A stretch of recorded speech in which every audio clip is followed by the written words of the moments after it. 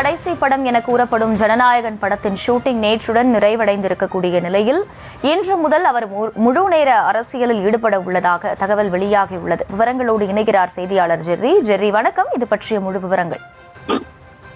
வணக்கம். இயக்குனர் வினோத் இயக்கத்தில் விஜய் நடித்து வெளியாக இருக்கக்கூடிய ஜனநாயகன் திரைப்படம் படப்பிடிப்பு நேற்றோடு நிறைவு பெற்றிருக்கிறது. இதற்கு முன்னதாகவே திரைப்படத்தினுடைய காட்சிகள் படப்பிடிப்பு முடிந்திருந்தாலும் பேட்சப் ஒர்க்குகள் நேற்றோடு நிறைவு பெற்றதாக சினிமா வட்டாரங்கள் தெரிவிக்கின்றனர். ஜூன் மாதத்திலிருந்து விஜய் முழு நேர அரசியல்வாதியாக ஆவார் என்று அக்கட்சியினரிடையே பல நேரங்களில் கூறப்பட்ட தருவாயில நேற்றுடன் ஜனநாயக படப்பிடிப்பு நிறைவு பெற்றிருக்கிறது. நாளை, அதாவது இன்றிலிருந்தே முழு நேர அரசியல்வாதியாக அவர் களம் இறங்குவார் என்று எதிர்பார்க்கக்கூடிய சூழல்ல 4ஆம் தேதி, அதாவது நாளைய தினம் கல்வி விருது வழங்கும் விழாவிலும் விஜய் பங்கேற்க இருக்கிறார்.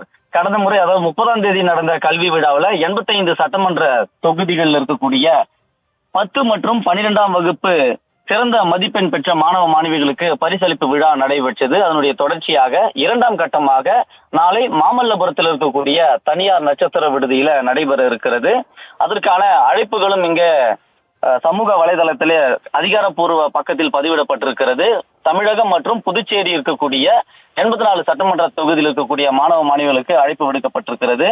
தமிழகத்தில் இருக்கக்கூடிய 75 சட்டமன்ற தொகுதி மற்றும் பாண்டிச்சேரியில் இருக்கக்கூடிய 9 சட்டமன்ற தொகுதியில் இருக்கக்கூடிய மாணவ மாணவிகளுக்கு அழைப்பு விடுக்கப்பட்டிருக்கிறது.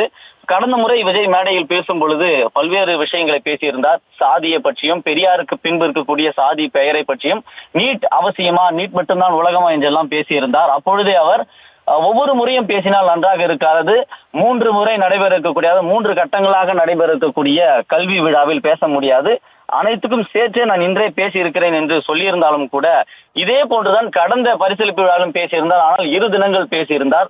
அதே போல நாளையும் விஜய் பேசுவார் என்று மாணவர்கள் மத்தியிலே மிகுந்த எதிர்பார்ப்பு இருக்கிறது. காரணம், முழு நேர அரசியல்வாதியாக தற்பொழுது விஜய் களம் இறங்கி இருக்கிறார். தொடர்ச்சியாக எஞ்சி இருக்கக்கூடிய மாவட்ட செயலாளர்கள் நியமனம் மற்றும் அதிக அளவுல தொண்டர்கள் மற்றும் ரசிகர்களால் எதிர்பார்க்கப்படக்கூடிய சுற்றுப்பயணம் ஜூன் மாதத்திற்கு பிறகு நடைபெறும் என்று கூறப்படுகிறது. ஜூன் மாதம் தமிழக வெற்றிக் கழகத்தினுடைய மிக முக்கிய ஒரு மாதமாக பார்க்கப்படுகிறது. தமிழக வெற்றிக் கழக தலைவர் விஜயனுடைய பிறந்த நாள் மற்றும் சுற்றுப்பயணம் மற்றும் எஞ்சி இருக்கக்கூடிய மாவட்ட செயலர் நியமனம் என பல்வேறு கட்டங்களாக மிகப்பெரிய நிகழ்ச்சிகள் நடைபெற இருக்கிறது.